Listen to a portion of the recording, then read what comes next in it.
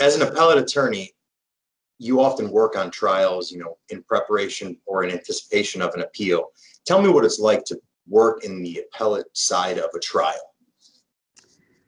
Yes, I've done that a few times with our medical malpractice group. I worked on one a little over 2 years ago in the Bridgeport courts, and I actually did one last year with attorney Fred Trotta in New London. And they're usually medical malpractice, but we will go and help out in any type of case. I just specifically have done a few recently in medical malpractice. As an appellate lawyer, they're interesting, but also really important. So when something comes up and the trial lawyer is trying to decide whether they need to object, what the basis for the objection should be, whether they need to file a motion, they'll look over to us as the appellate attorneys to make sure they're doing everything they're supposed to be, so that when it goes up on appeal, there isn't going to be an issue.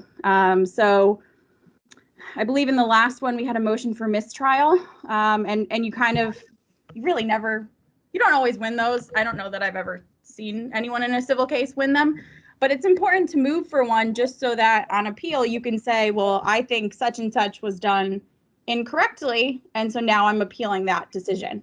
It's called preserving the record. I think it's very crucial at trial, because if you don't make some type of objection, you're considered to have waived it.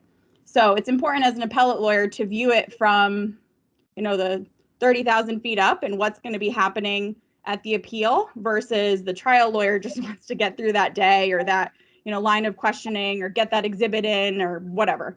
So it's really important, and it's also interesting for me just to see the trials.